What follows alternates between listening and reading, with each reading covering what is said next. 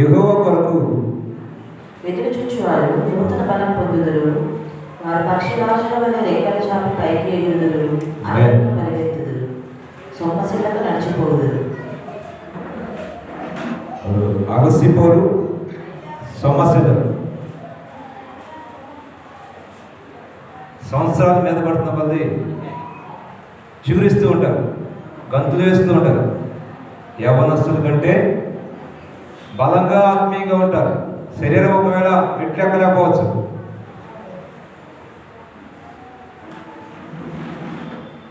మూడు స్టేర్లకి దిగడానికి కొంచెం శరీరం సహకరించకపోవచ్చు, కానీ ఆత్మీయంగా మాత్రం బలవంతులుగా ఉంటారు. ఎవరు వాళ్ళు? దేవుని కొరకు ఎదురు చూసే ప్రజ ఇది. హల్లెలూయా. దేవుని కొరకు ఎదురు చూసే ప్రజలు ఎప్పుడు కూడా బలవంతులుగానే ఉంటారు.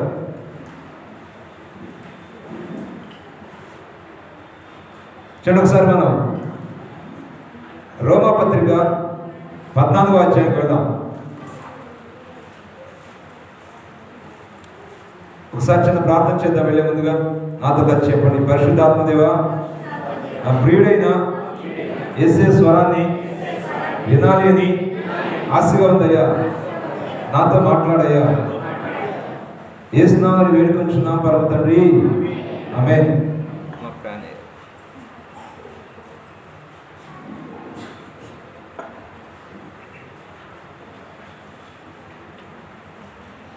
రోమీయులకు రాసిన పత్రిక 4వ అధ్యాయం.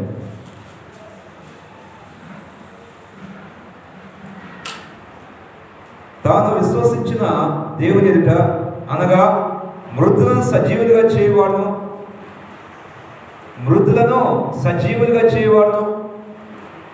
ఎక్కడైతే చనిపోయినటువంటి, అనగా దేవుడికి దూరమైన స్థితి ఎక్కడైతే ఉంటుందో దాన్ని మళ్ళా తిరిగి రీబిల్డ్ చేయగలిగినటువంటి దేవుడు మా దేవుడు. నువ్వు ఏ ఏరియాలో తప్పిపోయావో, దేవుడికి దూరం అయిపోయావో, ఆ ఏరియాలో దేవుడికి కనుక అవకాశం ఇస్తే నిశ్చయంగా ఆ ఏరియాలోకి వచ్చి దేవుడు పనిచేస్తాడు. నేను ఖచ్చితంగా ఆయన దగ్గరగా తీసుకుంటాడు. ఎక్కడ నువ్వు తప్పిపోయావో ఫస్ట్ ఆఫ్ ఆల్ గుర్తించాలి. డెడ్ ఏరియాస్ గుర్తించాలి. డెడ్ ఏరియాస్ గుర్తిస్తే అక్కడ ఆ డెడ్ ఏరియా దగ్గర నువ్వు మోకరించి ప్రార్థన చేయగలి. ప్రభువా, నాలో ఈ లోపం ఉంది, ఈ నూతన సంవత్సరంలో దాన్ని సరిచే ప్రభువా అని వేడుకుంటే నిశ్చయంగా సరి చేస్తాడు ఆయన. యాకోబు రాసిన పత్రిక 4వ అధ్యాయం.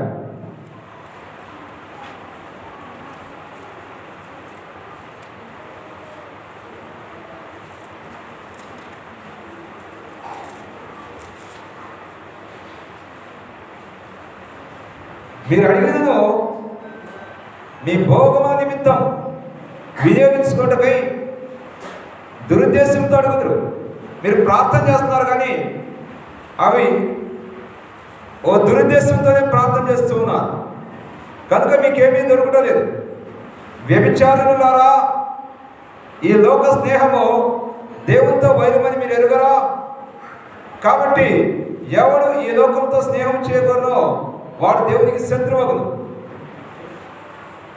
కొంతమంది పరిస్థితి ఎలా ఉంటుందంటే, go forward and look back. ముందుకెళ్ళినట్టు ఎలా చూస్తుంటుంది ఈ టైంలో ఉంటారు. Go forward look back. దీని నిలువెచ్చని స్థితి అన్నాడు. మీరు మీ భోగాలు వినియోగించుకోవడానికి అడుగుతుంది. ఎవరికి ప్రార్థన చేయాలని చేస్తున్నారు కానీ, మధ్యగా రావాలని వస్తున్నారు కానీ నిజంగా మీ హృదయము నాకు దగ్గరగా లేదు. మీ పెదవులు మాత్రం నాకు చాలా దగ్గరగా ఉన్నాయి. మీరు మాట్లాడే మాటలు, మీరు చేసే ప్రార్థనలు పెదవుల మీద చేస్తూ ఉన్నారు కానీ హృదయంలో ఉండేది రావాలి అంటున్నాడు దేవుడు. మీరు అడిగినను మీ భోగ నిమిత్తం అడుగుతూ ఉన్నారు కానీ నా కొరకు మీరు అడగటం ఉందా? నాకు పిల్లలు ఉన్నారు, ఆ పిల్లకి నేను అక్కడ కావాల్సి ఇస్తూ ఉంటాను. అనేసార్లు నేను మిమ్మల్ని అడుగుతూ వచ్చాను, నేను కావాలా నా పిల్లలకి, నేను ఇచ్చిన ఈవులు కావాలా? ఏమండి, నేను కావాలా నా పిల్లలకి, నేను ఇచ్చిన ఈవులు కావాలా? వాళ్ళకి అన్ని విధాలా చదువుకోవడానికి అవకాశం కల్పిస్తూ వచ్చాను కదా. మరి ఓ తండ్రి తన పిల్లలకి ఏమేమో ఇస్తూ ఉంటాడు. ఎందుకు ఆ పిల్లలకి తండ్రి కావాలా, లేదా తండ్రి ఇచ్చిన ఈవులు కావాలా, ఆస్తిపాస్తులు కావాలా? ఏంటో తలకాలు సరిగా ఒప్పుకోలేదు. మీ పిల్లలు మీ నుండి ఏం కోరుకున్నారు? మిమ్మల్ని కోరుకున్నారా లేదా మీరు ఇచ్చే ఆస్తిని కోరుకున్నారా? అమ్మా తల్లిదండ్రులే కోరుకుంటారు. తండ్రిగా నేనుంటే ఇవ్వాల్సిన ఇస్తాను కదా, నేనే లేనప్పుడు ఇంకా వాళ్ళకి ఇవ్వాల్సిన ఎలా పొందుకోగలరు? కానీ ప్రతి బిడ్డ తన తండ్రి తన తల్లి బ్రతికుండాలని కోరుకుంటారు, తమతో ఉండాలని కోరుకుంటారు. పిల్లలు ఎదుగుతూ ఉంటే తల్లిదండ్రుల యొక్క సాహచర్యం, సాన్నిధ్యం చాలా అవసరం వాళ్ళకు. మరి క్రైస్తవులుగా మనం యేసయ్యని కోరుకోవాలా? యేసయ్య ఇచ్చే స్వస్థత, అద్భుతాలు, ఆశ్చర్యకార్యాలు కోరుకోవాలా? ఏమండి? యేసయ్యనే కోరుకోవాలి. కానీ నాటి క్రైస్తవ సంఘంలో చాలా మంది అంటే దురుద్దేశంతో ఏంటో దురుద్దేశం అంటే యేసయ్యని కోరుకోకుండా యేసయ్య ఇచ్చే దీవెన కోరుకుంటూ ఉన్నారు. అది దురుద్దేశం, అది మంచి ఉద్దేశం కాదు. మీరు అడిగిన దురుద్దేశంతో అడుగుతూ ఉన్నారు. దేవుడు బిడ్డ, నిజంగా నువ్వు ఏ ఏరియాలో అయితే దేవుడితో కట్ ఆఫ్ అయ్యావో, నువ్వు ఏ విషయం మారు మనసు పొందకుండా ఉన్నావో ఆ ఏరియాలోకి వెళ్ళి ప్రార్థన చేసి చూడు. నిశ్చయంగా దేవుడు ఆ ఏరియాలో నేను కన్స్ట్రక్టివ్గా కడతాడు. This is my challenge. ఈ నూతన సంవత్సరంలో నువ్వు ఎక్కడ బలహీనంగా ఉన్నావో నువ్వు గుర్తించగలిగితే నీ రోగం ఏంటో నీకు తెలియాలి. తెలిస్తే బోన్ స్పెషలిస్ట్ దగ్గరికి వెళ్ళాలో, హార్ట్ స్పెషలిస్ట్ దగ్గరికి వెళ్ళాలో, ఏ స్పెషలిస్ట్ దగ్గరికి వెళ్ళాలో నీకు అర్థమైంది. ఆ నీ రోగం నీకే తెలియకపోతే ఎన్ని హాస్పిటల్ దిగినా కానీ దానివల్ల ఉపయోగం లేదు. మామ చేస్తున్నాం. మొట్టమొదటి నీ రోగం ఏంటో కనిపెట్టాలి. అది ఎప్పుడు ఏ విధంగా నీకు నొప్పి కలిగిస్తుందో, అది ఏ విధంగా నీకు బాధ కలిగిస్తుందో, ఏ విధంగా నేను పని చేయకుండా అడ్డుపడ్డగా ఉంటుందో నువ్వు గుర్తించగలిగితే నిశ్చయంగా మందు దొరుకుతుంది. దేవుని సన్నిధికి వెళ్ళాడు నీవు నీ పాపను వెరిగి ఉండాలి.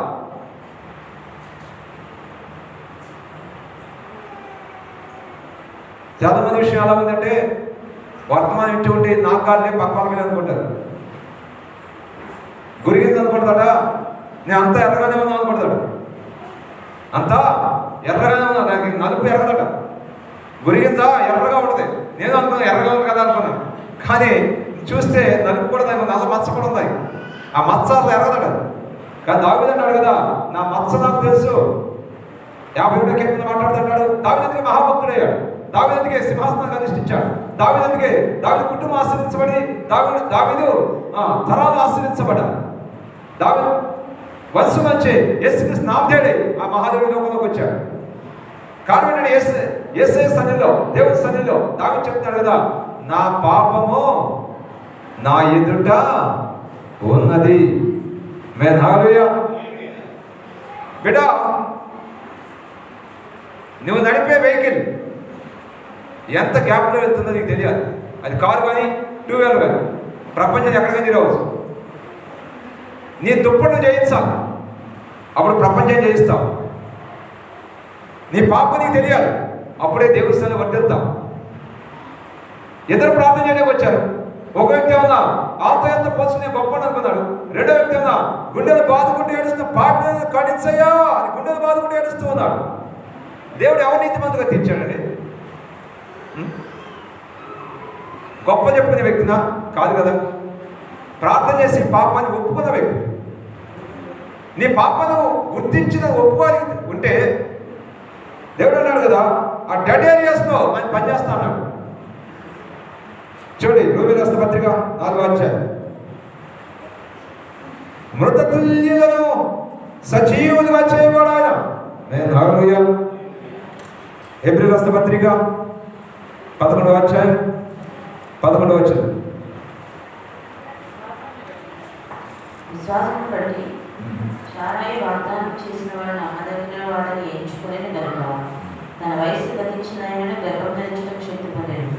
మృతతుల్యమైన గర్భం, రోమపత్రికని ఈ రెండింటిని పోలిస్తే మృతతుల్యమైన గర్భం అనగా డెడ్ ఏరియా అనమాట. ఇంకే విధంగా పిల్ల పుట్టడానికి అవకాశం లేనటువంటి వయసులవి. ఆమె గర్భ సంచి కూడా ఏమాత్రం పిల్లల్ని కట్టడానికి యోగ్యమైనదిగా లేదట. ఆ డెడ్ ఏరియా మృతతుల్యమైన గర్భాన్ని కలిగి ఉన్నారు. ఇది స్త్రీకి బాగా అర్థమవుతుంది. మృతతుల్యమైన గర్భాన్ని కలిగి ఉన్నారు. అలాంటి పరిస్థితుల్లో వెయిట్ ఫర్ ద లార్డ్, దేవుని కొరకు ఎదురు చూస్తూ వచ్చింది. 1 సంవత్సరం కాదు, 2 సంవత్సరాలు కాదు, 3 కాదు, 5 కాదు, 10 కాదు, 15 కాదు, 20 కాదు, 25 ఏళ్ళు, 25 years wait for the Lord. దేవుని కొరకు ఎదురు చూస్తూ వచ్చింది. హల్లెలూయా, హల్లెలూయా. ఆ మృత తుల్యమైన గర్భంలోని అసంఖ్యాకమైన ప్రజలు వచ్చారు. రాజులు వచ్చారు, న్యాయాధిపతులు వచ్చారు, లక్షల మంది ప్రజలు వచ్చారు, ఏకంగా దేశమే వచ్చింది. అది ready my dear brother sister. దేవుని కొరకు ఎదురు చూడటానికి ఇష్టపడుతున్నావా? నీ జీవితంలో ఘనమైన కార్యం జరిగించాలి. ఓ నూతన బలం, ఓ new strength, a new life, new thinking నీలో రావాలి అంటే ఈ నూతన సంవత్సరంలో ఇప్పటివరకు ఎవరి కొరకు ఎదురు చూసాను నాకు తెలియదు, don't know about it. But ఈ నూతన సంవత్సరంలో దేవుని కొరకు ఎదురు చూసే బిడ్డగా నీకు ఉండాలని నేను కోరుకుంటున్నాను. దయచేసి నేను అనుభవపూర్వకంగా చెప్తున్నాను. దేవుని కొరకు కొన్ని విషయాలు ఎదురు చూస్తూ కొన్నిసార్లు 10 years కూడా ఎదురు చూశాను. Shut your mouth and wait for the Lord. Shut your mouth and wait for the Lord. నోరు మూసుకుని దేవుని కొరకు ఎదురు చూసే బిడ్డగా నీవు ఉంటే ఆయన అడుగువాటెందుకంటే ఊహించవాటెందుకంటే అత్యధికంగా చేయ శక్తి దేవుడు ఆయన. సింహపల్లి ఏమో నాకనుకుంటే ఏమో కానీ నా ఎందుకు నమ్మిక ఉంచువానికి ఏ మేలు కొలయడం అని చెప్పి శ్రమించాడు. నమ్మువానికి సమస్తము సాధ్యమని చెప్పి with faith all things are possible అని చెప్పాడు. ఆమేన్, హల్లెలూయా.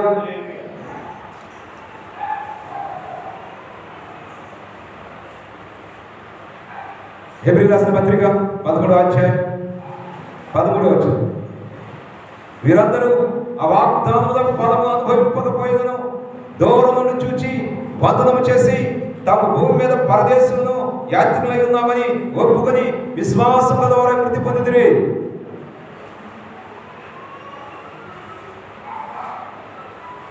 ఆమేన్, హల్లెలూయా.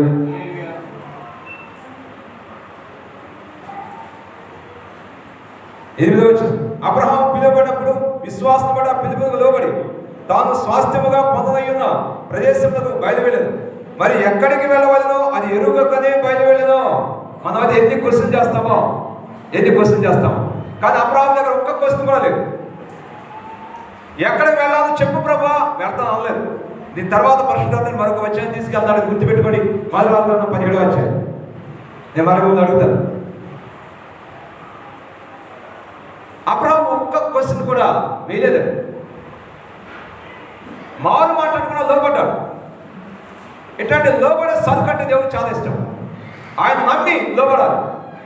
మీ పిల్లలు ఎప్పుడైనా మీ దగ్గరకు వచ్చి మమ్మీ డాడీ ఈరోజు అన్నం పెట్టారు కానీ రేపు అన్నం పెడతారా, మమ్మీ డాడీ ఈ క్రిస్మస్ బట్టలు కుట్టించారు కానీ వచ్చే క్రిస్మస్ బట్టలు కుట్టిస్తారా మమ్మీ డాడీ అని ఎప్పుడైనా అడిగారా మీ పిల్లలు మిమ్మల్ని? మరి దేవుడు ఎందుకు అడుగుతున్నావు? ఎందుకు శోధిస్తూ ఉన్నావు? అది ప్రభా, ఇది ప్రభా, అంజే ప్రభా, ఇంజే ప్రభా ఎందుకు శోధిస్తున్నావు? ఆ మాట ఇంగిత జ్ఞానం లేదా?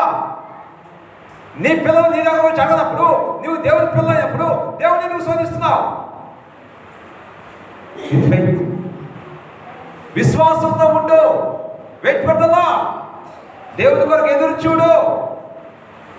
దేవుని కొరకు ఎదురు చూడటం వల్ల బలాన్ని పొందుకుంటావు. ఎవరికి బెగ్గింగ్ చేయడం వల్ల బలహీనం అయిపోతావు. అది అడిగి ఇది అడిగి అడిగి అడిగి అడిగి బలహీనం అయిపోతే ఇంకా చేయలేదు భాష ఇంకా అందరూ చెప్పుకుంటూ తిరుగుతూ ఉంటావు. నేమో ఆయన ఎప్పుడో నీ జీవితంలో కార్యాన్ని ఆరంభించాడు బిడ్డ. ఆయన కార్యం జరుగుతూనే ఉంది. ఈ నూతన సంవత్సరంలో ఒకవేళ కార్యం పూర్తి అవసరం 2020 అందరికీ బ్యాడ్ అయితే నాకు మాత్రం గుడ్.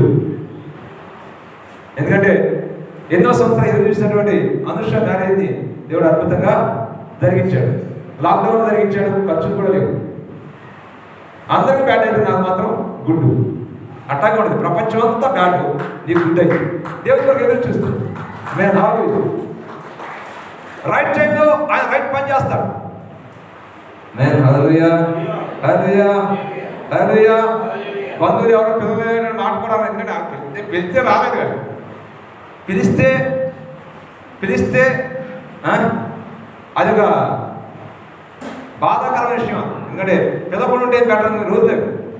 పిల్లకుంటేనే చాలా ఉత్తమం. మంచి పని ఏంటంటే పిల్లకుండా ఉండడం అని కోరుకునే రోజు లేదు. పిలిచారనుకో, అయ్యో పిలిచారే వెళ్ళలేకపోయినా బాధ కలిగిన రోజు లేదు. అలాంటి రోజుల్లో ఖచ్చితంగా డేట్ నిర్ణయించాడు దేవుడు. హల్లెలూయా.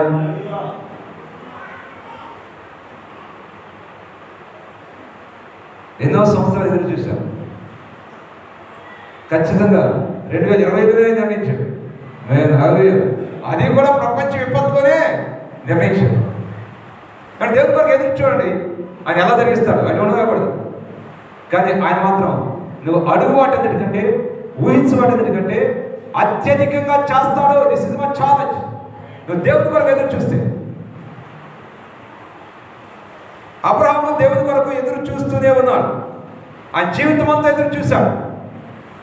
దేని కొరకు తెలుసా? పునాదులు వెళ్ళిన పట్టణం కొరకు. అలా ఎదురు చూడబట్టి అబ్రహాము తరాలకు దీవెనగా మారాడు. అనేక తరాలకు దీవెనగా మారాడు. మనందరికీ తండ్రిగా మారాడు. దేవునికి స్నేహితుడిగా మారాడు. ఎంత గొప్ప స్థాయి, ఎంత గొప్ప పొజిషన్ ఎలా వచ్చిందంటే, ఎదురు చూడటంలో Guinness book record Abraham. Guinness book record Abraham. దేవుని కొరకు ఎదురు చూడటంలో అంతగా ఎదురు చూసిన వాడు బైబిల్ ఒక్కడ కూడా లేడు. ఎటు ఏ కిటికీ తెరిసినా చీకటే, ఏ తలుపు తెరిసినా చీకటే, ఏ జరిగింది అంటానికి ఆస్కారమే లేదు. దేవుడు అన్నాడు కదా, నీ గర్భం నుంచి వచ్చిన సంతానం మీద సంతానం అవుతుందని చెప్పాడు. కానీ ఎటు చూసినా ఇక భార్య కూడా మృతతుల్యమైన గర్భానికి వచ్చేసింది. అయ్యో 75 సంవత్సరాలు కనుక దేవుడు దర్శించుంటే బాగుండేది, 80 సంవత్సరాలు దర్శించుంటే బాగుండేది. కానీ అవన్నీ సంవత్సరాలు గతించిపోయాయి. మృతతుల్యమైన గర్భానికి వచ్చింది. ఎటు చూసినా అది జరిగింది అంటానికి ఆస్కారమే లేదు. Don't fear, only faith. Marks వార్త 5వ అధ్యాయం 36 చెప్తుంది కదా, don't fear, only faith.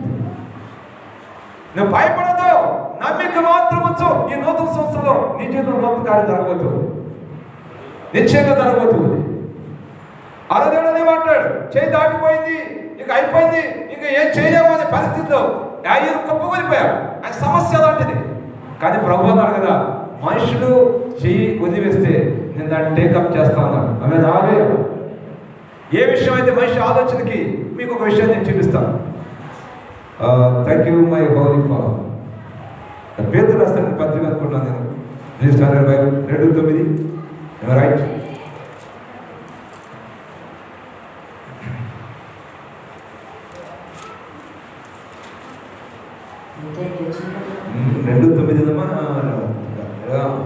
Yes, అక్కడ ఏముంటుందంటే, ఆయన మనకిచ్చే కంటికి కనిపించదు, చెవికి వినపడదు, హృదయానికి గోచరం కాదు అని ఉంటుంది. మాత్రం కోరింది 2:9 అని గుర్తుంది నాకు లేదు. ఎస్, 2:9 మొదటి కోరి 2:9. దేవుడు తను ప్రేమించు వారి కొరకు ఏమి సిద్ధపరచనో అవి కంటికి కనబడలేదు, నీ చెవికి వినబడలేదు, మనుష్య హృదయమునకు గోచరం కాలేదు. బిడ్డ, నీ హృదయానికి గోచరం కాకపోవచ్చు, నీ ఆలోచన అందకపోవచ్చు. కానీ నూతన సంవత్సరంలో ఆయన సిద్ధపరిచిన మేలంటూ నీకుంది. ఆ మేలుని పొందుకోవాలంటే దేవుని కొరకే ఎదురు చూడాలి. హల్లెలూయా. రెండోదిగా,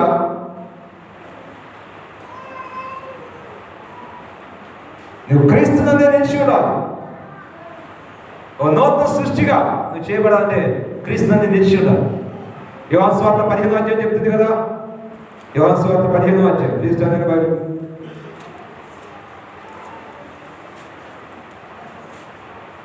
నా మాటలు ముగించే ముందుగా ఒకసారి యోహాను సువార్త మనం వెళ్దాం. నా యందు నిలిచియుండుడి 15:4. నేను నిజమైన ద్రాక్షవల్లిని, నా యందు నిలిచియుండుడి, మీ యందు నేను నిలిచియుండును. తీగ ద్రాక్షవల్లి నిలిచి ఉంటేనే కానీ తనంతట తాను ఎలా ఫలింపదు, అలాగే నా యందు నిలిచి ఉంటేనే కానీ మీరును ఫలింపరు. ఆయన యందు నిలిచి ఉండాలట. ఈ నూతన సంవత్సరంలో మన నూతన సృష్టిగా తయారు చేయబడాలి అంటే, ఒక గొంగళ పురుగు లాంటి జీవితం సీతాకొచ్చుగా మార్పు చెందాలి అంటే, నీ పాత రోత జీవితం పోయి ఒక కొత్త జీవితాన్ని సంతరించుకోవాలంటే ఆయన యందు నిలిచి ఉండాలి. ప్లీజ్ ప్లీజ్ ప్లీజ్ ఈ వర్డ్ చెప్తాను. ఆయన యందు నిలిచి ఉండాలి. ఎవరు యందు నిలిచి ఉండాలి? ఆయన యందు. అందుగా ఆయన మాటలో నిలిచి ఉండాలి. క్లియర్గా ఆచేది మీకు అర్థమవుతుంది. ఆయన మాటలో నిలిచి ఉండాలి. అప్పుడు నీకు బ్లాంక్ చెక్ ఇస్తారట. నీకు ఇష్టం వచ్చింది రాసుకోండి. 7వ వచనం అన్నమాట. 7వ వచనం చదవగలరా? నా యందు మీరు మీ యందు నా మాట నిలిచి కదా, మీకు ఏది ఇష్టమో అడుగుడి, అది మీకు అనుగ్రహింపబడును. మేము హల్లెలూయా. మీకు ఏది ఇష్టమో అడగండి, అది ఇస్తాను. బట్ వన్ థింగ్, మీరు నా యందు నిలిచి ఉండాలి. ఈ మాట నేను ముగిస్తాను ఈరోజు వర్తమానం. మొదటి ఏంటండి? మాట దేవుని కొరకు ఎదురు చూడాలి. Wait for the Lord. అప్పుడు నూతన బలాన్ని పొందుకుంటాం, నూతన జీవితాన్ని పొందుకుంటాం. రెండవదిగా క్రీస్తునందు నిలిచి ఉండాలి. అప్పుడు నీకు బ్లాంక్ చెక్ ఇవ్వబడుతుంది. నీకు ఇష్టం వచ్చింది అడుగు, చాయిస్ న్యూస్. ఈ నూతన సంవత్సరం ఏది అడుగుతావు అడుగు. బట్ వన్ థింగ్, నువ్వు క్రీస్తునందు నిలిచి ఉండాలి. క్రీస్తునందు అంటే ఆయన మాట నిలిచి ఉండాలి. ఆయన మాట అంటే ఆయన ఆజ్ఞలను నిలిచి ఉండాలి, ఆయన కట్టలను నిలిచి ఉండాలి. ఆయన ఆజ్ఞలు ఏమని చెప్తున్నాయి? నేను తప్ప వేరొక దేవుడిని కొట్టకూడదు అని చెప్తూ ఉన్నాడు. అనగా ఆయన మాత్రమే నీ హృదయంలో ఉన్నటువంటి గ్యాప్ని ఫిల్ చేయగలడు. ఆయన స్వార్థంతో చెప్పడంలా, ఆయన మాత్రం నీకు సరిపోయిన దేవుడు, నీ సమస్యను పరిష్కరించే దేవుడు. అని ఆయన చెప్తున్నాడు, నేను తప్ప వేరొక దేవుడు నీకు ఉండకూడదు. అనగా నేను తప్ప మరి ఏది కూడా నీ జీవితాన్ని సంతోషభరితం చేయలేదు. నేనే సంతోషాన్ని తీసుకొచ్చాను బిడ్డ. నా ఎందుకు నిలిచి ఉంటేనే ఆ అపరిమిత సంతోషాన్ని పొందుకుంటావు. అది యోగు పొందుకున్నాడు కదా. 10 మంది పిల్లల పైన, భారతదేశం ఆస్తి పైన దేవుని ఆనందించాడు కదా. దావీదు ఆనందించాడు కదా. దరిద్రం రాజు ఆనందించాడు కదా. ఆనందం నీకు కావాలంటే ఈ లోకానికి అతీతంగా, చుట్టూ ఉన్న పరిస్థితులకు అతీతంగా, నీ చుట్టూ ఉన్న పరిస్థితులు మారితే బిడ్డ, నీ చుట్టూ ఉన్నటువంటి వ్యక్తులు మారిపోతారు. నా చుట్టూ పరిస్థితులు మారాయి, నా చుట్టూ వ్యక్తులు కూడా మారిపోయారు. కానీ నా దేవుడు నాతోనే ఉన్నాడు. నా దేవుడు నాతోనే ఉన్నాడు. నీ చుట్టూ వ్యక్తులు మారుతారు, నీ చుట్టూ పరిస్థితులు మారుతాయి.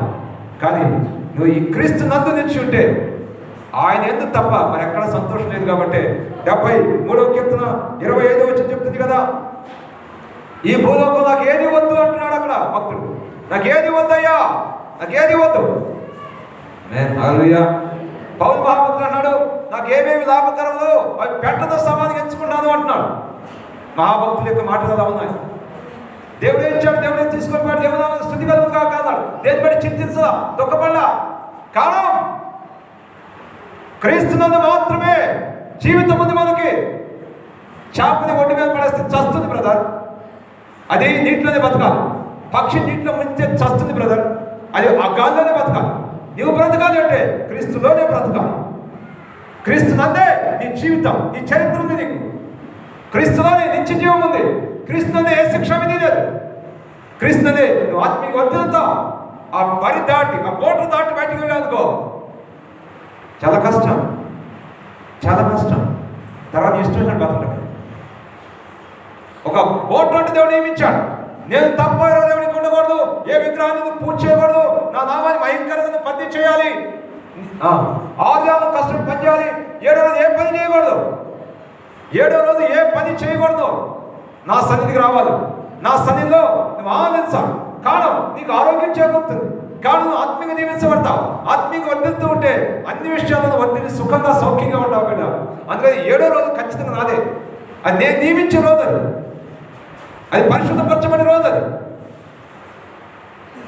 అది పరిశుద్ధ గ్రంథంలో it is holy to the lord అనేది 2 సార్లు నేను చూశాను. ఒకటి దర్శనభాగం గ్రంథం, it is holy to the lord.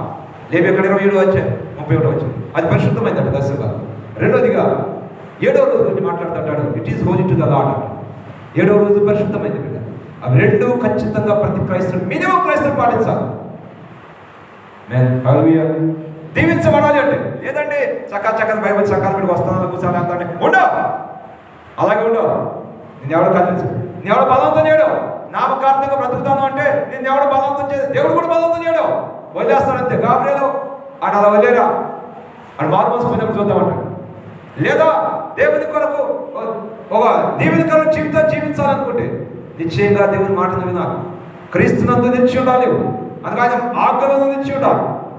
తదుపరి అంటాడు కదా, నీకు దీర్ఘాయుష్యం కావాలంటే నీ తండ్రి సంబంధించమన్నాడు. అందుగా వృద్ధాప్యం తల్లిదండ్రులని రోడ్డు మీద వదలడు. అన్నం పెట్టకుండా, అలా పట్టేవ్వకుండా, అలా పట్టించుకోకుండా వదలదు. వాళ్ళకి ఎలా అయితే వాళ్ళకి ఇష్టంగా ఉంటుందో అలాగే వాళ్ళని పెంచాలి. ఆమె హాలి. తదుపరిగా నరహత్య చేయొద్దు అన్నారు. అనగా నరహత్య చేయడం అంటే మీకు తెలుసు కదా. మనం ఎవరిని కత్తి పెట్టి పొడం, కానీ ఏం చేస్తాం, నాలుగుతో ముక్కలు నరికేస్తూ ఉంటాం చాటుని. దేవుడు అన్నాడు కదా, అబ్రహామా నిన్ను చాటును దూషించేవాడిని నేను నశింపజేస్తాను అన్నాడు. ఎందుకంటే నేను పిలుచుకున్నాను, ఏర్పాటు చేసుకున్నాను. నేను చాటున మాట అంటే నేను ఊరుకోను అన్నాడు. డప్పు కొట్టేవాడిది ఏముందండి, కొట్టించేవాడిది కెపాసిటీ. మేము డప్పు కొట్టేది నాదేముందండి, ఆయన ఏ మాట చెప్పుకున్నా మాట చెప్పుకుంటే వెళ్ళిపోతున్నా. అది వద్ద చెప్తున్నా అంతే. ఆయన ఏం చెప్పండి అది చెప్పుకున్నాను. డప్పు కొట్టే నాదేముందండి, డప్పు కొట్టించా పవర్ఫుల్ పర్సన్ ఆయన. నేను పంపిన వాడిని మీరు చేర్చుకుంటే నన్ను చేర్చుకుంటే, నేను పంపిన వాడికి కప్ప పాటిస్తే నాకు ఇచ్చినట్టే, దానికి కూడా ప్రతిపాదిస్తాను వాగ్దానం చేశాడు ఆయన. దేవుని నామానికి మహిమ కలుగును గాక.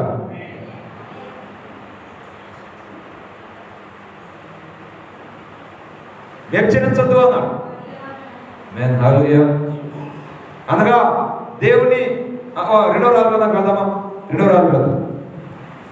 ఏడు గొప్ప రాజే, కానీ అంత మాత్రం విచిత్రంగా ఉంది. ఆయన బలవంతుడే. సంసోన్ అంటే ఎవడురా, భలే భలే వీరుడు, కండలు తిరిగిన బండ మనిషి. అతను బండ మనిషి కూడా పాపమున పడి స్త్రీలోడై బలహీనుడై జీవితాన్ని ముగించాడు. ఒక బలమైన వ్యక్తి, ఒక బలహీనమైన ముగింపు కారణం పాపం. చూడండి, మొదటి రోజు కూడా చూద్దాం. అదొక శరీరపరమైన వ్యభిచారం అయితే ఆత్మీయ విచారం ఏంటో చూడండి. రెండో రాజు ప్లీజ్, రెండో రాజు మొదలైతే ఆహాబు మరణమైన తర్వాత మోయాబీయులు ఇజ్రాయేల్ మీద తిరుగుబడి అహజ్యా షోమ్రోను తన మేడగది కిటికీలో నుండి కిందపడి రోగి అయి, మీరు ఎక్రోను దేవతకు బయల్జెబూబునొద్దకు పోయి ఈ వ్యాధి పోగొట్టుకొని నేను స్వస్థపడనో లేదో విచారించని దూతను పంపగా, ఏమండి ఈయన దేవుడు నమ్మినటువంటి బిడ్డ, దేవుని చేతి ఇంటికి చేయబడిన బిడ్డ ఈ అహజ్యా, ఈయన షోమ్రోను ఎక్రోను దేవత బయల్జెబూబునొద్దకు విచారణ పంపిస్తూ ఉన్నారు. కోడిగుడ్లు ఆడడానికి వెళ్తారు, ఇది వ్యభిచారం. ఏదో చిన్నగితనం చూస్తారు, అది వ్యభిచారం. ఇవన్నీ కూడా వ్యభిచారంతో సమానం. ఆత్మీయంగా దేవుని అడగాల్సి నీవు ఎక్కడో కోడిగుడ్లు ఏముందో చూస్తావు, ఎవడో సోది చెప్పించుకుంటావు, ఇదంతా ఆత్మీయ వ్యభిచారం. దాన్ని దేవుడు సీరియస్గా తీసుకుంటాడండి. వ్యభిచరించొద్దు అని దేవుడు చెప్పి, దేవుడు వ్యభిచరిస్తున్న ఊరుకోడండి. ఇక్కడ అన్నాడు కదా, దైవజనుడు ఏలియా ఎదురుపడ్డాడు, ఎక్కడికి వెళ్తున్నారు అన్నాడు. ఇదిగో మేము ఎక్కడ దేవత దగ్గరికి వెళ్తామని అన్నారు. అప్పుడు దైవజనుడు అన్నాడు, సార్ అరే ఇశ్రాయేలు దేవుడు అన్న వాళ్ళు ఎడుకుని మీరు ఎక్కడో దేవత దగ్గరికి వెళ్తున్నారా, అయితే మీ రాజుకు చెప్పండి, తిరిగి వెళ్ళి వాడు ఎక్కిన మనసు తెక్కుండా వస్తాడని చెప్పండి అన్నాడు. ఎక్కిన మనసు తెక్కుండా వస్తాడని చెప్పన్నారు. రాజుగారి దగ్గర అదే మాట చెప్పారు, ఎవడో వాడిని పట్టురాడని చెప్పాడు. వాడు వచ్చి రాజుగారి దగ్గరికి ఏలియా తీసుకువెళ్ళారు. ఏలియా 16వ వచనం, అతడు వచ్చి రాజును చూచి ముఖం చూసి వర్తమానం చెప్పే వ్యక్తి కాదు ఏలియా. అతన్ని చూచి రాజును చూచి విచారం చేయటకు ఇశ్రాయేలు వారి మధ్య దేవుడు అన్నవాడు లేడనుకొని నీవు ఎక్కడో దేవతకు బయల్జెబూబునంత విచారం చేయటగా దూతను పంపితివే, నీవు ఎక్కిన మనసు మెద్దుండి దిగిరాకుండా నిత్యము అని వాడవాదు అని అంతా చెప్పారు. బిడ్డ వ్యభిచరించదు, నేను తప్పైన దేవుడు లేడు అని స్పష్టంగా దేవుడు చెప్పారు. మేము రాదు, ఆయన చెప్పిన తర్వాత అది రైటే. ఉదయాన్నే సూర్యుడు ఎటు పొడుస్తాడంటే తూర్పును పొడుస్తాడు అని చెప్తాడు. అట్లాగే ఆయన తప్ప దేవుడు లేడు అనేది నిత్య సత్యం. మిగిలినది కూడా మనిషి యొక్క కల్పిత, మనుషుల చేతులతో తయారు చేయబడినటువంటి కర్ర బొమ్మలు, రాతి బొమ్మలు, మట్టి బొమ్మలు, లోహం బొమ్మలు. అవి చేసిన వాడికి దిక్కు లేదు, వాటిని చేసిన వాడికి ఆకలి అయితే సమస్యలిపోతాడు. ఇక చేసిన బొమ్మలు ఎలా నిలబడతాయి? అందుకే చెప్తాను, నేను తప్ప వేరొక దేవుడు లేడు లేడు లేడు. నువ్వు ఉన్నాడు అనుకుని సోదికి చిల్లగిద్దడానికి దేవత దగ్గర పరిగెత్తే అది వ్యభిచారం. వ్యభిచరించవద్దు అని దేవుడు చెప్తున్నాడు. తదుపరిగా దొంగలొద్దు అంటాడు. దొంగలు ఏంటంటే క్రైస్తవులు దొంగతనం చేస్తారా? మీరు ఎవరు దొంగతనం చేసేమన్నారా? మరి దేవుడు ఎందుకు దొంగలొద్దు అన్నాడంటే క్రైస్తవులు ఎవరైనా దొంగతనం చేయరు, కానీ దేవుని దగ్గర దొంగతనం చేస్తారు. ఇది మహా దేవుని దృష్టితో దేవుడికి చెందినటువంటి దశభాగాలు కానీ కాదు కానీ ప్రతిష్టాపనలు ఉంటాయి దైవగ్రంథం ప్రకారం. ద్వితీయోపదేశకాండం 12వ అధ్యాయం 6వ వచనం. ద్వితీయోపదేశకాండం 12వ.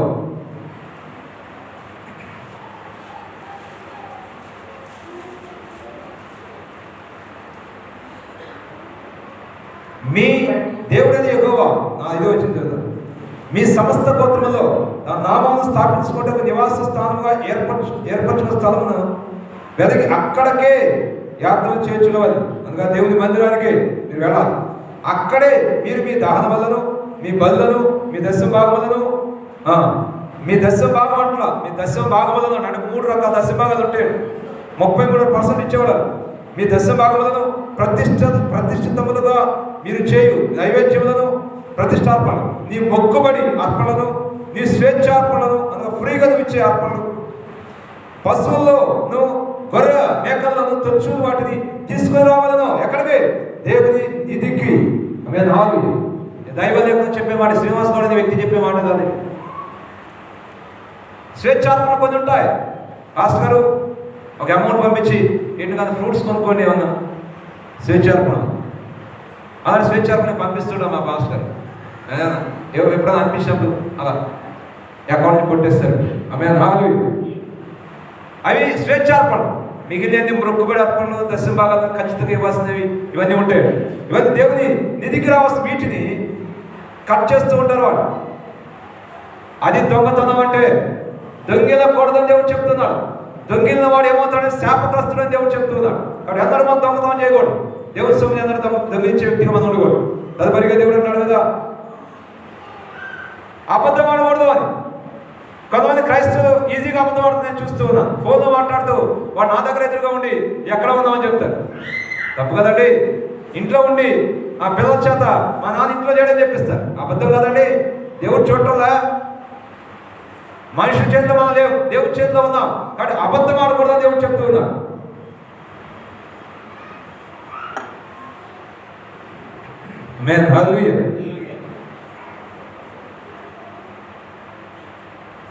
లాస్ట్ ఫైనల్గా నీ పొరుగువాని భార్య కానీ, నీ పొరుగువాని ఎదురు కానీ, నీ పొరుగువాని ఏది ఆశించొద్దు అని చెప్తుంది. ఇక్కడ ఆయన అన్నాడు కదా, నా యందు నువ్వు నిలిచి ఉంటే నీకేది ఇష్టమో అది అడుగు. నా మాటలను నిలిచి ఉంటే నీకేది ఇష్టమో అడుగు. 2 విషయాలు ఈరోజు మీకు నేర్పించాను. మొదటి ప్రార్థనకి వెళ్దాం. Wait for the Lord. దేవుని కొరకు ఎదురు చూసే వ్యక్తి నూతన సంవత్సరం నీకు ఉండాలి. అప్పుడే నూతన బలాన్ని నీకు పొందుకుంటా. అబ్రహాము దేవుని కొరకు ఎదురు చూశాడు కాబట్టి ఒక గొప్ప స్థాయికి వెళ్ళాడు. అందరూ మోకరించాలి, ప్రార్థన చేద్దాం. ప్రతి ఒక్కరు మోకరించండి ప్లీజ్. రెండవదిగా నువ్వు క్రీస్తును నిలిచి ఉండాలి. 2 పనులు స్పష్టంగా చేయాలి బిడ్డ. ప్రతి ఒక్కరు మోకరించి ప్రార్థనలో ఉండాలని దైవజనుడిగా మనం చేస్తూ ఉన్నాం. ఈ నూతన సంవత్సరంలో నువ్వు నూతనంగా దీవించబడాలి అని నేను ఆశిస్తూ చెప్తూ ఉన్నాను. నూతన బలం నీకు రావాలి. నూతన సృష్టిగా నువ్వు తయారు చేయబడాలి. అయితే 2 విషయాలు ఖచ్చితంగా చేయాలి. నూతన బలాన్ని పొందుకోవాలంటే అది ఎంత కష్టమైనా సరే దేవుని కొరకు ఎదురు చూసే బిడ్డగానే ఉండాలి. ఎదురు చూస్తూ నీకున్న వాటిని, నీ పాత రోత జీవితాన్ని, నువ్వు కలిగి ఉన్న వాటిని వదులుకోవడానికి ఇష్టపడాలి. ఆ పాత ముక్కు, ఆ పాత ఏకలు, ఆ పాత గోళ్ళు వదులుకోవడానికి ఇష్టపడాలి. పక్షిరాజుతో పోల్చాడు దేవుడు. ఏవో ఒకరికి ఎదురు చూచేవారు పక్షిరాజు వలె ఉంటారట. పక్షిరాజు 40 years తర్వాత గోళ్ళు వృద్ధాప్యానికి వస్తాయి. ముక్కు వంకర తిరిగిపోతుంది. ఏకలు బరువెక్కిపోతాయి. Do or die. బ్రతకడమా సావడమా. ముక్కుని ఎత్తైన స్థానానికి వెళ్ళి ముక్కుని ఆ బండకేసి బాది పగలు కొడుతుంది. రక్తం కారంతగా కొడుతుంది ముక్కుని. ఆ ముక్కు, పాత ముక్కు ఊడిపోతుంది. కొన్ని రోజుల వరకు కదా అలాగే ఎదురు చూస్తుంది. ఆ ముక్కు వచ్చే వరకు కూడా, ఆ కొత్త ముక్కు పుట్టే వరకు కూడా ఎదురు చూస్తూ ఉంటుంది కొన్ని వారాల పాటు. తదుపరిగా ఆ ముక్కు వచ్చిన తర్వాత ఆ ముక్కును పడి ఆ కాళ్ళ గోడు మొత్తం పొడిచి రక్తం వచ్చి పొడిచి పీకేస్తుంది. తదుపరి పాత ఏకలని ఆ ముక్కుతో పీకేస్తుంది.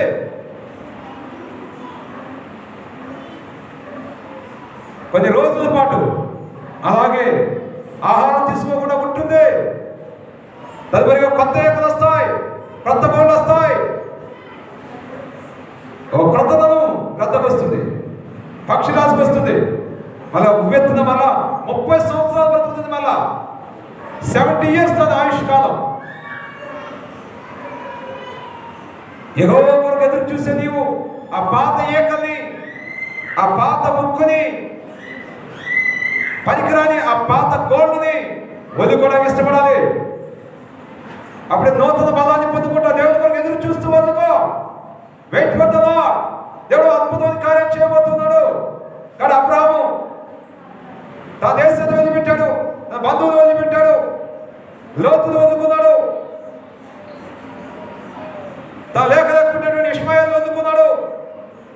చివరికి తనకి 100 సంవత్సరాలు తన కుమారుడు కూడా వదులుకున్నాడు. యెహోవా కొరకు ఎదురు చూసి వాడు అలా ఉంటాడు. దేన్నైనా ఎనీథింగ్ అనేది పర్సన్. దేవుని కొరకు బ్రతికే బిడ్డ, దేవుని కొరకు ఎదురు చూసే బిడ్డ, దేవుని కొరకు దేన్నైనా వదులుకోవడం ఇష్టపడుతూ ఉన్నావా? Are you ready my dear brother and sister? దేవుని కొరకు ఏ వ్యక్తినైనా, ఏ బంధువునైనా, ఏ స్నేహితుడైనా, ఎనీథింగ్, ఏ విషయాన్నైనా, ఎనీ పర్సన్, ఎలాంటి వ్యక్తినైనా వదులుకోవడం ఇష్టపడుతూ ఉన్నావా? అయితే నువ్వు చేసే భక్తి సరైనది. నువ్వు దేవుని కొరకు ఎదురు చూసే బిడ్డవే. అందరినీ వదులుకున్నా. అబ్రహాము అన్నాడు కదా, ఈ రాళ్ళ నుండి కూడా నాకు పిల్లలను పుట్టించగలని చెప్పాడు. మళ్ళీ తిరిగి నా కుమారుడు తిరిగి బ్రతికించి ఇవ్వగలని చెప్పాడు. అది అబ్రహాము యొక్క ఎదురు చూపు. ఆయన మృతులను సజీవుడిగా చేయ దేవుడు అని ఆయన నమ్మాడు. లేనివి ఉన్నట్టుగా పిలిచే దేవుడు అని అబ్రహాము నమ్మాడు. మరి నువ్వు నమ్ముతున్నావా? ఈ నూతన సంవత్సరంలో, ఈ నూతన సంవత్సరంలో నీ దేవుడు లేని వాటిని ఉన్నట్టుగా పిలిచేవాడు నమ్ముతున్నావా? నీ జీవితం ఏదైతే లేదో అది ఉన్నట్టుగానే దేవుడు పిలుస్తూ ఉన్నా, నీ జీవితంలోకి ఆహ్వానిస్తూ ఉన్నా. లాజరు చనిపోయాడు, కుళ్ళు కప్పు కొడుతున్నాడు. యేసు అక్కడికి వెళ్ళి, లాజరు బయటికి రా. చనిపోయిన లాజరు జీవాన్ని పోసుకుని బయటకు వచ్చాడండి.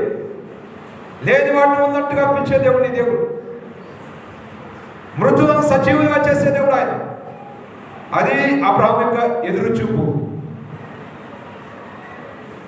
నీ జీవితంలో ఏదైతే లేదనుకుంటూ బ్రతికబోయి నూతన సంవత్సరాన్ని పొందుకోబోతున్నావు. దేవుడి కొరకు ఎదురు చూస్తే, రెండవదిగా నీకు బ్లాంక్ చెక్ దేవుడు ఇవ్వాలనుకుంటున్నాడు ఈ నూతన సంవత్సరంలో. నీకు ఏది ఇష్టమో అది రాసుకోవడానికి, నీకు ఏది ఇష్టమో అది అడగటానికి. అయితే ఆయన బట్ వన్ థింగ్, ఆయన ఎందుకు నిలిచి ఉండాలి, ఆయన మాట, ఆయన ఆజ్ఞలను నిలిచి ఉండాలేమో. దేవుని సొమ్మును దొంగిలించకూడదు. దేవుడిని పక్కన పెట్టి కోడిగుడ్డును మరి ఎక్కడికో ఆశ్రయించకూడదు. అది వ్యభిచారం, అది అక్రమం, అది అన్యాయం. తన భార్యను, ఒక భార్య తన భర్తను విడిచి మరో పరపురుషుడితో వెళ్తే అది అక్రమం కాదా? నీ భర్తను సృష్టికర్త యేసయ్య ఉండగా ఆయన విడిచి మరెక్కడికో వెళ్ళి వెతుకుతున్నావంటే అది వ్యభిచారం కాదా?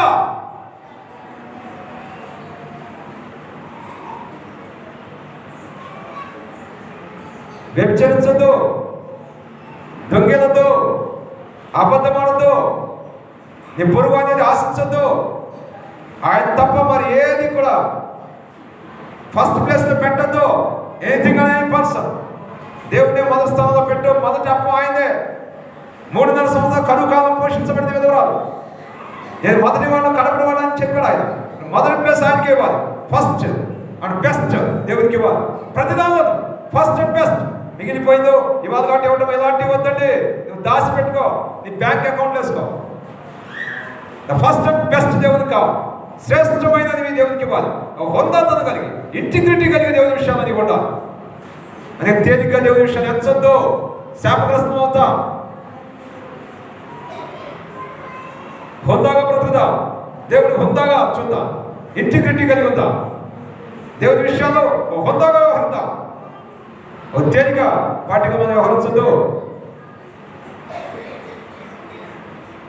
ప్రేమలు మాత్రమే మా భవనతులు నీకు ఉందా? నీ కృపతో జ్ఞాపకం చేసుకో. నీ దివ్యమైన హస్తాలకు మమ్మల్ని మేముగా అప్పగించుకుంటూ మహిమ ఘనత ప్రభావం నీకే ఆరోపిస్తూ ఎన్నో సంవత్సరంలో నీ కొరకు ఎదురు చూసే బిడ్డలు కాదు,